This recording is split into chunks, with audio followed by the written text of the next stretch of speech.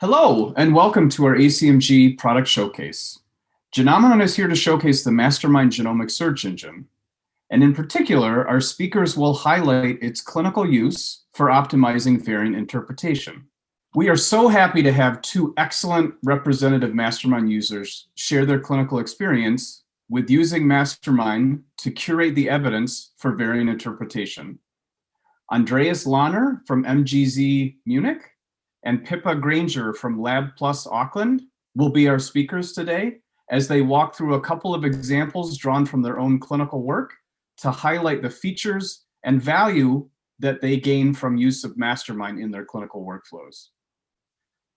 For my part, I'm Mark Keel, the Chief Science Officer and founder of Genomenon.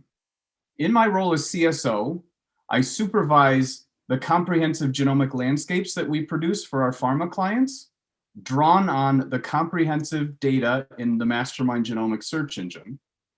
In addition to which, I also oversee a lot of the product vision for the Mastermind Genomic Search Engine, which we will be showcasing today. The Mastermind Genomic Search Engine is a web-based software that variant analysts, geneticists, genetic counselors, pathologists, clinicians, and researchers can use to understand what their variant means, where it has been published before and in what contexts, and what information they can take action on. It is the most comprehensive and up-to-date organization of all of this genetic information across 30 million titles and abstracts and more than 8 million full-text articles and nearly 3 million supplemental data sets. The indexing that underpins the Mastermind Genomic Search Engine identifies every disease, every gene, and every genetic variant mentioned across all of that information. And to date, Mastermind contains more than 7 million genetic variants. In addition to indexing this body of knowledge for diseases, genes, and variants, Mastermind indexes the mention of any one of many thousands of therapies, as well as a comprehensive ontology of phenotypes and a battery of categorical keywords that can then be organized into genomic associations. So I'm illustrating that here in the diagram on the left, where you can see how if any one of these entities is associated with any one of the other entities or more than one, the Mastermind Genomic Search Engine will identify those associations and can produce the evidence supporting those associations based on a user's query comprising any one of those nodes, be it a genetic variant, as our speakers will showcase, or a copy number variant, as one of the examples will highlight, as well as any one of the other nodes there, diseases, phenotypes, therapies, etc. Just to orient you quickly before I pass it over to our speakers, this is the landing page, the search page for the Mastermind Genomic Search Engine. And you can see here how a user can begin their search with any one of those terms, and Mastermind will recognize what terms are appropriate and prompt that user to select which of those entities they want to comprise their search.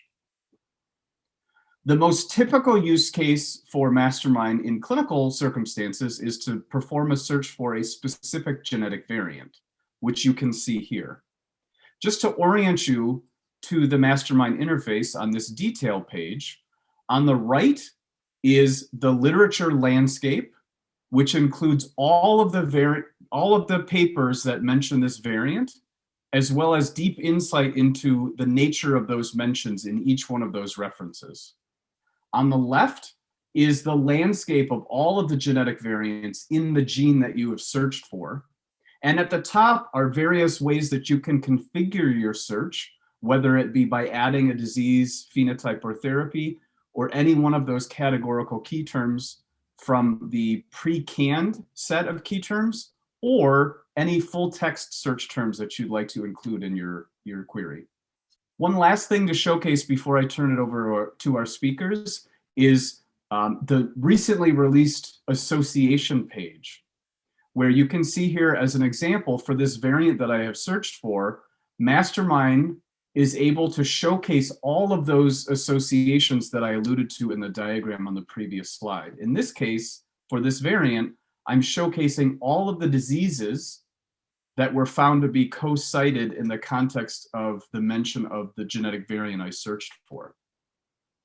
So immediately you can see the value that this provides. If you're unaware of the disease association in this case for this particular variant, Mastermind will immediately show you which diseases are most frequently co-cited in the context of your searched for variant. So this is particularly useful for labs that are expanding their test offering to include larger and larger gene panels, up to and including whole genome and whole exome sequencing. I'd invite anyone interested in trying the Mastermind Genomic Search Engine to follow that link below, where you will be afforded a trial of the Mastermind Professional version, which is used by our clinical users for the most comprehensive, most feature-replete view into the data, but for which you would be afforded access to the Mastermind Basic Edition after your trial ends. So with that, let me introduce again our speakers, Andreas and Pippa Grainger.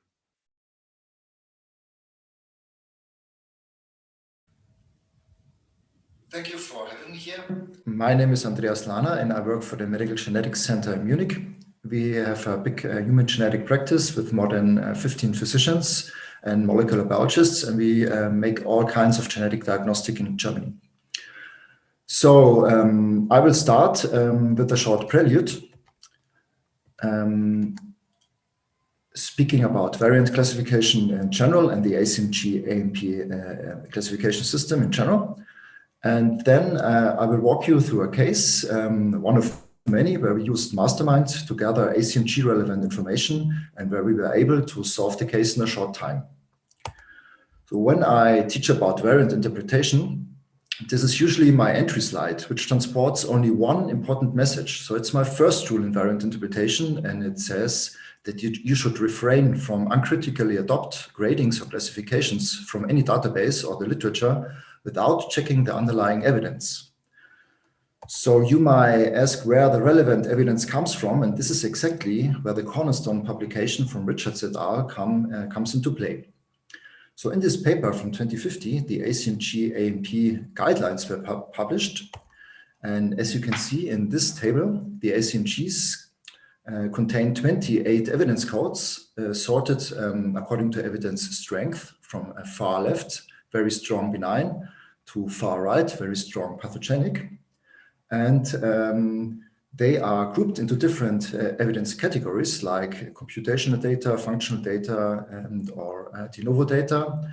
And they also come with a table where you can count the evidence codes and calculate a final classification. So in this graphic, I aimed to see these evidence codes from a molecular biologist's point of view and try to display the sources where the evidence comes from. So to say where to look for the evidence. And well, it will probably not surprise you to learn that you can extract almost, if not all, ACMG relevant information from the literature. So eventually, information from the literature ends up in databases, but the literature is always the primary source of evidence. And it's obvious that a thorough literature curation is the core of a robust and consistent variant interpretation process. But unfortunately, it is also the most time-consuming part. And compared to other parts of modern high-throughput NGS diagnostics, it is not yet scalable. So this is where my prelude ends and the main theme starts, namely how we use Mastermind to speed up the variant interpretation process from here to there.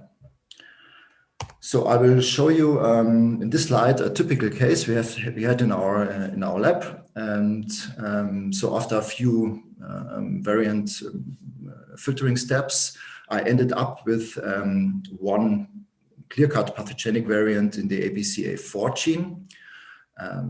This is a splice variant, and I think we all agree that this is can be classified as a class 4 here. And so in this case, the mode of inheritance is autosomal recessive, and I was looking for a possible second pathogenic variant in this gene. So the gene fits very well to my phenotype of the patient, but this is not of concern here. And what you may notice and what I marked here is that I found another missense variant in this gene. And this is the starting point of my case here today. So in our variant interpretation tool, we already have the Mastermind link included. And but you may have noticed that we also have information about ClinVar, and it says that it's pathogenic in ClinVar. But if you remember my first rule in variant interpretation, you should not take this as evidence, but look for the underlying evidence instead. So what will happen when I click on this link to Mastermind? I will be navigated to the Mastermind homepage. And here the variant details are already in the search line. And it shows me that I have almost 60 articles with this gene and this variant. So this is way too much, and I don't want to read all of these. So and this is what I like Mastermind very much. You can ask the program the right questions and we get the relevant answers. So Mastermind is much more than just a variant search tool. So in my setting, I have 3 questions in mind. You remember that this is an autosomal recessive mode of inheritance here. So my first question would be, is my variant, has this been detected in compound heterozygous states with another pathogenic variant? Another question could be, are there functional studies? So I can invoke the criteria PS3. Or a third question maybe, do we have case control data? So is the prevalence in affected increased over controls, which would be the criteria PS4. And I show you how I do this. First, I navigate to the filter categories and then navigate to the ACMG interpretation bar. And so my first question I want to answer is, are there functional studies? So I click here on functional, go to in vitro, and invoke this filter for functional studies. And I can see here on the number what will expect me if I hit this submit button. I will have 9 papers with this search terms. And this is how the search then looks like. In this, I will not go into detail about what the windows you see here. I think this will be explained in other presentations. But in this publication history chart, the big dot here represents the first paper here in this table. And by clicking on it, I will have this Windows opens and I see my search terms highlighted, so functional studies and the variant I was looking for. So this does not mean that I can now at this point take the criteria PS3 for certain. I still have to get the relevant information out of the paper, but the search time is extremely reduced here. So alternatively, I can ask the second question: has my variant been detected in compound heterozygous state in an affected individual? So this would be criterion PM3. For this, I would look in the part inheritance pattern, zygosity, and then compound heterozygosity. And if I submit with the new filters, then the publication history window changes and also the papers here on top of the list. And if I click on this, then I can find just in the highlighted text that my variant has been found in a compound heterozygous state with another variant and so on. Again, I have to check the literature, but this is a nice shortcut. So what about the last question, the case control data? For this question, I would check this pedigree and case studies, go to cases and case control, and I will have 2 papers. And these are the papers. When I click on the first one, it says that my variant here was actually found to be the 3rd most prevalent disease variant in this study. And so, again, I have to check the literature again, but I think this would be valid to check the point PS4. So this was a short and quick overview of how we use Mastermind to get the relevant information. And yeah, as I said, we are now roughly 15 molecular biologists, and we are all familiar with the system, and it, I must say, it speeded up the process a lot and helped us a lot. Okay, now I'm the end, and if you ever come to Munich and you would like to see me, then you have to locate here. Well, not in the church, but our lab is right behind the church, and you have a high probability to find me there. And if I'm not there, then you might have clues where to look instead. Okay, thank you.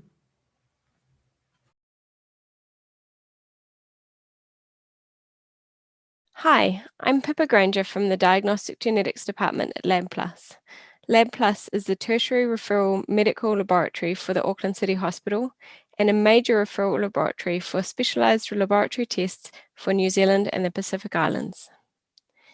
In the Diagnostic Genetics Department, we have teams working on pre-processing, cytogenetics, FISH, molecular hematology, molecular oncology, molecular genetics, and microarray. Within our molecular teams, due to the expanding number of variants for curation and the increased time pressure to perform these curations, we have been looking for a literature searching tool that could give clarity to our complex and rare variants and reduce the time it took scrolling through the literature. We've decided to investigate Mastermind due to the sheer number of variants recorded, full text articles indexed, and supplementary datasets indexed. Also, this is updated weekly rather than quarterly. We acquired our license in January 2021 and have implemented Mastermind searching as a standard practice for our constitutional SNVs and CMVs, with the somatic variants to come later in the year. In this presentation, I will take you through two cases in which we have used Mastermind. One was an SNV and one was a CMV. In the first case, we received a request for a targeted sequencing of the familial KCNQ1 variant in a 44-year-old male with a clinical diagnosis of long QT syndrome. On returning a positive heterozygous sequencing result, we curated the familial variant to confirm its relevance. We classify our variants according to the American College of Medical Genetics guidelines, which I will be referring to for this case. This case was a little tricky, as at first glance, we had only one moderate ACMG criteria that we could apply.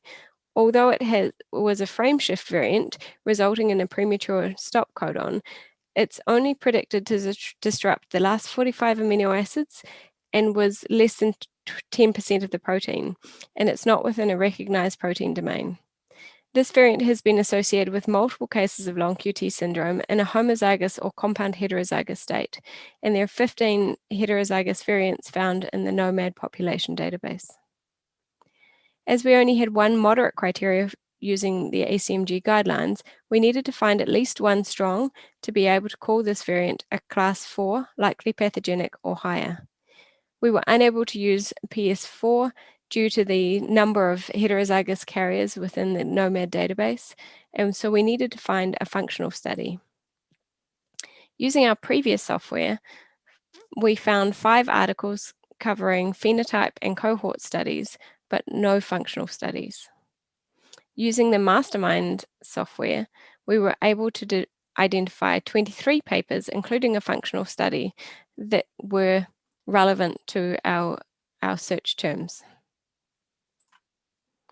And within this list of papers, which are sorted by relevance, the second hit was a January 2021 functional study illustrating the recessive inheritance pattern of this variant and the molecular mechanisms of disease.